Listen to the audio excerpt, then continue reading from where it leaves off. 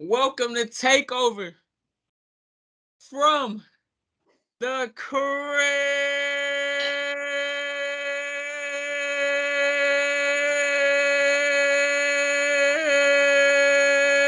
See, it kind of gave out on me just a little bit, but I think that was better than the last one, Josh. You know what I'm saying? 100%. You held that a lot longer. I could see the soccer commentator in you It again. came back. It came back It to me. came back strong. It's a good transition into the introductions, I guess. As they already know, my name is Josh. My name is Deandra. It's your boy Cam. It's the most underrated sports debate show on YouTube. Welcome to Takeover. Yeah, hey champ. Yeah, we play it all in night. Yeah, need it all in advance. The opposition know we're ready for it. Like a supper we eating, it won't be the last. Grind out the muscle, pull up. Yeah. Parker right on the grass. We coming in, take over everything, run it up. Not that holding me back. 3 in the wood. Rush. Well, our first topic of the day, y'all read the title. Y'all know what we're talking about. I went 0 for 2, which one of my shining moments on this show. I think I've built a little bit of goodwill in y'all's eyes, but either way, we've got the Boston Celtics coming out of the East and the Golden State Warriors coming out of the West. It's a very simple question. Who's taking the chip this year? I know. Cam, you've been on the Golden State Warriors this entire time. You said all this about the pool party. You said all this. But in the NBA, unlike the NFL, defense wins championships. And that's exactly why I'm going with the Boston Celtics. You look at what the Warriors have gone against this entire playoff series, they've never seen a defensive team like this. And when they did see a stout defensive team like the Memphis Grizzlies, they lost 2 games. Not to mention, Josh's greatest point guard of all time, Stephen Curry, only shoots 29% when being guarded by Marcus Smart, what I think is going to be a huge factor in this series. Also, I think the Celtics are going to be able to control the paint and control the boards as well because of the size and the switchability they have on defense and what they can score on offense with. And I think the Celtics can score in more ways and have beaten teams in more ways than the Golden State Warriors. I've seen them outshoot the Bucks. I've seen them dominate the paint versus teams like Miami, and I've seen them hound teams defensively, and their defense turns into offense like it did in Brooklyn. And I like the matchups the Celtics have in this series as well. Some Golden State fans were allured with Wiggins' defense on Luka Doncic in the last series. But if you look at game 2 and 3, Luka dropped 40 and 42. If someone gives you consecutive 40 pieces, I'm gonna go ahead and go on a limb and say you can't really guard them. And I'm gonna say that Jason Tatum is gonna give Andrew Wiggins the same amount of work because he's been guarded by better defenders this entire playoff series. He had to go. He was guarded by Kevin Durant. He was guarded by Giannis. He was guarded by Jimmy Butler and PJ Tucker. He's seen all these defensive schemes, and really nothing has worked. I like Jaylen Brown versus Klay Thompson as well. Klay Thompson has had spurts where he's good, but defensively, I think he's still missing that step. He's not 100% Klay. I like Jaylen, and I think the matchup that's gonna honestly define this finals is gonna be between Al Horford and Draymond Green. Who's gonna can patrol the paint more? Who's gonna be the defensive guy? Who's gonna make their team better? And I'm gonna lean towards Al Horford there as well, as much as I love Draymond Green. And I just like the Celtics overall here. And I think they're the better team. They're the bigger team. They have the best player. And I think they're just as hungry to get this finals win as the Golden State Warriors. So I completely agree. I chose the Celtics to win the finals as well. You know, but you know, Boston hasn't really seen an offense like Golden State Warriors, but like you said, Cam, the Warriors have not seen a defense like the Boston Celtics. Boston has shown that they have the personnel and the perimeter pressure to match up against the Golden State Warriors. And I believe on the offensive side of the ball, they're going to give the Golden State Warriors defense trouble because they already managed to survive the defensive challenge of Milwaukee and Miami. But when the Warriors run their death lineup, they will have 2 players on the defensive side of the ball that can be exploited, and that's Jordan Poole and Steph Curry. And I think with a superstar like Jason Tatum, a star in Jaylen Brown as well, you have Grant Williams who can go off for 20 plus, and you have Marcus Smart also who can go off for 20 plus and also be a big defensive piece as well. And like you said, one of the best ways to beat the Golden State Warriors is in the interior and in the paint, and that's where Al Horford and Robert Williams comes in. And the Dubs have experience, they've been here before, but the Boston Celtics, like you said, have gone through KD and Kyrie, Giannis and the Milwaukee Bucks, Miami Heat. Not to mention, they did a complete turnaround in the regular season, coming from 18 and 21. And you're looking at Jaylen Brown and Jason Tatum. They've gone to the playoffs every single year since Jason Tatum's rookie year. And I think people like Al Horford, Jason Tatum, Jaylen Brown, and of course the rest of the team, they have been waiting for this moment, and I don't think they're going to let it slip out of their hands. So I have the Boston Celtics in 7. I know that I said in the previous episode when we were talking about the NBA, I said I was probably going to pick whoever won the East to win the finals because I thought Miami and Boston were the two best teams. And while I still think Boston is a fantastic team, as an NBA historian who has looked at a lot of this stuff, I don't think it's Boston's time just yet. I think more often than not, a team like this, a relatively young team, they have to lose a finals before they can go on one of their dynastic runs. Golden State was obviously the exception to this because Golden State is just different. But you look at the LA Lakers, then the Detroit Pistons. Michael didn't have to deal with it. LeBron had to deal with it. Like a lot of different people, once they make the finals for that first time, they realize it's a completely different stage. It's a completely different environment, even though they've been in the playoffs multiple times. I mean, as y'all said, Boston's been to the Eastern Conference Finals like 3-4 times in the past 4 years. So I think they'll be really good. And I think it's going to be an incredible series that's very, very close. But I'm going to lean towards experience here. I'm going to go with the team that, again, incredibly wrong. I don't know if I should be talking about the NBA anymore. I said that I thought Golden State's title contention window was closed. And yet here we are with them in the finals. Didn't necessarily have to deal with too much stress on their way there. They had a few hiccups here and there, but they took care of business when they needed to. I'm leaning Golden State for the simple fact of I think they've got the best player on the floor in Steph Curry.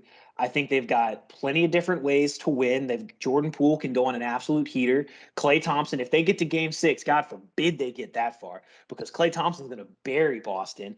I think Draymond Green still might be one of the best defensive players alive. And the other thing that I think is going to be the key to this series is the way that both teams utilize their big men, because it's going to depend on how the Warriors are able to deal with that, because the Warriors are playing a team that has big men that to an extent can kind of go out past the paint. I mean, you don't really want Robert Williams playing offense out there, but Robert Williams is a good defender away from the basket. And Al Horford has always been he's been the step below Draymond in that he's able to kind of do everything on the basketball court. So I think it's going to come down to that, because the Celtics have the size, but the Warriors tend to play small anyway. So if the Warriors can take advantage of the fact that the Celtics have an older guy at the big man spot in Al Horford, as well as Robert Williams not necessarily being if you pull him away from the basket, he's not as much of a shot blocking threat. I think that's going to really help their offense, because the Mavericks weren't able to take advantage of the fact that the Warriors were small because they didn't have a big man themselves.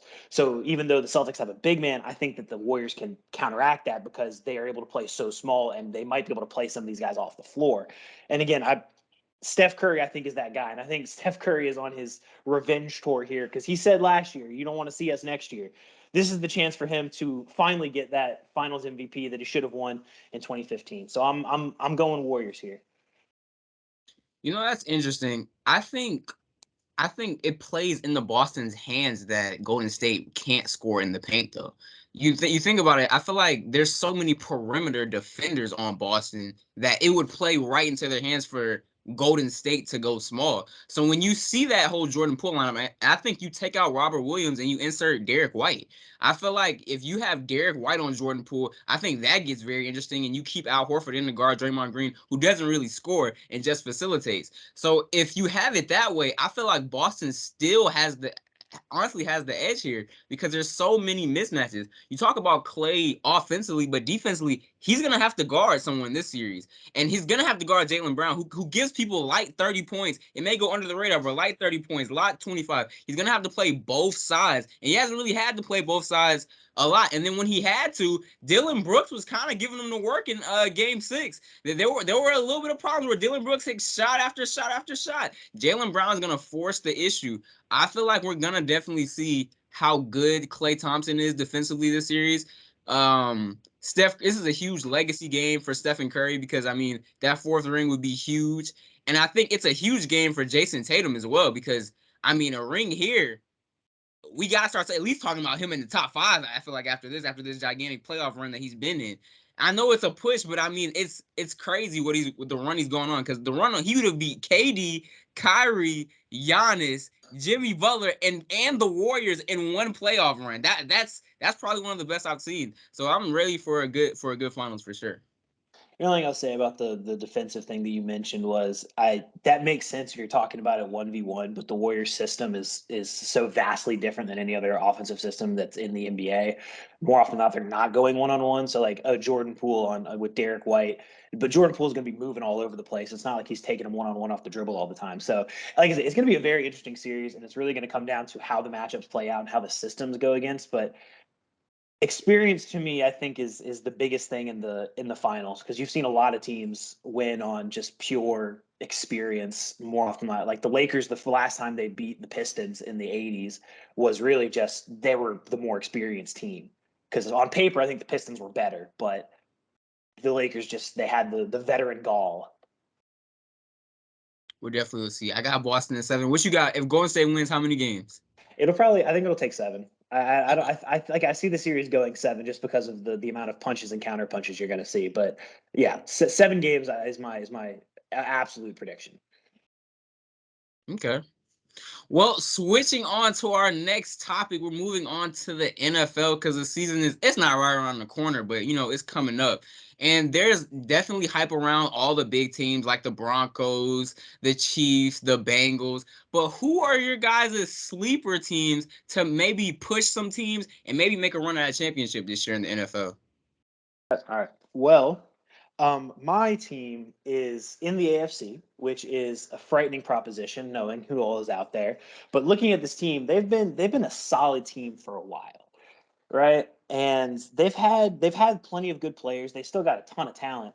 But they finally added that one piece that I think is really going to put them over the top. Now, luckily, they're not in the AFC West, because that's a bloodbath and they're all going to cannibalize each other. But quite simply, they've got arguably the best running back alive right now. It might be a little early to crown him as that. They've got at least one great wide receiver, potential for another, a solid offensive line, a really good defense on all 3 levels, and they added that one missing piece that they have been attempting to replace. My team is the Indianapolis Colts.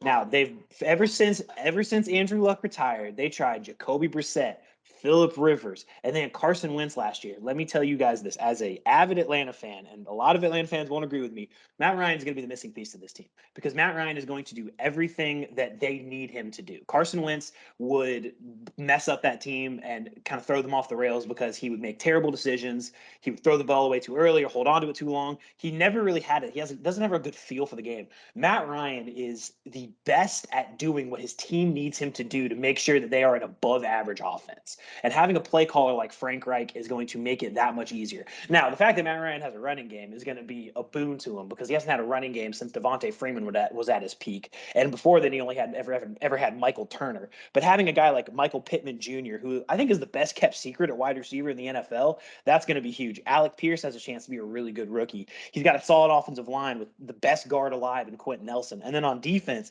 a defensive line with Kwity Paye, DeForest Buckner, and Yannick Ngakoue is a frightening defensive line to face. Not to mention when you've got Darius Leonard, Julian Blackman as a free safety, Stephon Gilmore at corner, who they signed him out of nowhere, and then Kenny Moore at the other corner. They've got talent all over the place, and I really think that adding Matt Ryan is going to tie it all together and take them from that 8-9, 9-8 team to that 11-6, 12-5, potentially even 13-4 team. So I got them. I think they have a chance to actually make a run at the Super Bowl if everything breaks right. Gosh darn it, Josh. I picked the exact same team. This team started off as 1-4, and they started off 1-4, and then they went on to beat teams like the 49ers, the Arizona Cardinals, New England, and they even blew out Buffalo Bills at some point. And I don't think there was any consistency or certainty at the quarterback position with Carson Wentz. And with acquiring Matt Ryan, I believe that they're in the best possible position that they could be in, especially with the talent that they placed around him. And I'm also looking at the talent they added on to the talent that they already had. You listed a whole bunch of names. They got a top running back in the league in Jonathan Taylor, DeForest Buckner, Darius Leonard, like you said, and they added on, of course, they added on Matt Ryan, and he's coming in with a better offensive line as well. You talked about Yannick Ngakoue and the former Defensive Player of the Year, Stephon Gilmore. And I think they have like a nice mixture of veteran leadership, young, fresh faces as well. So I think that's adding on depth to the team as well. So I picked the Indianapolis Colts too. I think Matt Ryan is going to have one of his best seasons with the Indianapolis Colts now that he has a real supporting cast. I think people are going to start toning down a little bit about the hate that they give towards Matt because, he's going to have a little team. But that's not the sleeper team we should be talking about. There was a man in the Bahamas, 1896, by the name of James M. Black. He played a trumpet. And after these trumpet sounds went off, he had a little tune after what he was saying. It went, oh, them saints, come marching in. That is the sleeper team that no one is talking about in the NFC. It is the New Orleans Saints, baby. The Saints have gotten their offense to a dangerous point. They've got Jarvis Landry. They went out there and got Chris Olave, someone who I've seen play a lot in college football and definitely thought he was the best receiver in this draft class based off of what I've seen. And we have the return of can't guard Mike. I like that trio. Jameis Winston looked extremely promising as we were waxing the Bucks, and he had that ACL injury. I like the progression of Jameis and what he learned over Drew Brees. I like the three-headed monster we have a receiver, and we have a top 3 running back as well in Alvin Kamara, a running back that will beat up your favorite player in a bar. You just never know what he'll do. He's a spectacular guy. He's a Swiss Army knife. Not to mention we'll have Taysom Hill as well. So the offense is popping, and the NFC is suspect this year. No Devontae Adams this year with the Packers. I don't know about them. How good is Tom Brady going to be in this season? I'm pretty sure he'll be good, but I don't know how far he's going to take it. So it's really just the Rams, and I think there's a lot of openings for a lot of teams because there's a lot of smoke in the AFC this year where you guys picked the Colts, but there are so many teams in the AFC that can take over. I don't see that many teams in the NFC. And do I have to really get started on the Saints defense led by Dennis Allen, Marshawn Lattimore, C.J. Gardner-Johnson, Cam Jordan, now Tyrann Mathieu, Demario Davis. This defense is locked down city. I believe the offense is going to be flowing, and I like them boys from New Orleans, baby. That's what I like. I like the New Orleans Saints as the sleeper team in the NFC, and I expect them to win the NFC South this year, overtime.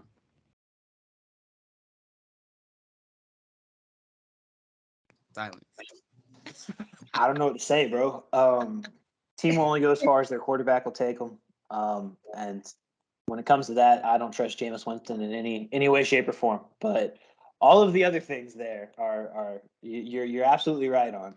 It will be fun to watch how a team with 3 wide receivers who all like to run slants works out. But it's going to be a lot of 7-yard gains, and Alvin Kamara may or may not end up being suspended. So we'll see how that goes. But I think it's a solid pick. 7 plus 7 is 14, and it only takes 10 yards to get a first down. So we'll take those chances. We'll take those chances. We'll take those chances. I think you put a little too much stock in Jarvis Landry really being like that good. Honestly, to me, he's the number 3 receiver. I think Olave is better than him right now. But I'm saying, I just feel like he could fit well because we need absolutely a second guy. So I feel like that he fits well. I don't know. The biggest question with the Saints is how are they going to deal with Sean Payton not being there, because he's been the play caller for the past like 10, 15 years. So, I know that his offensive coordinator is still there, but is it the same? He's not Sean, yeah. Yeah, so we'll see. But I like your analysis of the NFC. I think it's a valid pick. I just had to go with my boy Matty because I feel like Matt's gonna have a good year. He's gonna have. He finally escaped purgatory. God bless him. God bless him. He escaped purgatory. He don't got to run from his life. Hey, I'm glad to see what he'll probably do out there. Any last words from you guys as we wrap up? Desmond Ritter's the future. We got Mariota on our way to 4 wins. 4 wins. He sounds hurt inside. Bro, it's tank for Bryce Young season. Take Bryce Young. Give me Will Anderson. I want him. I need him. One of those two Bama players. Do you have anything to say?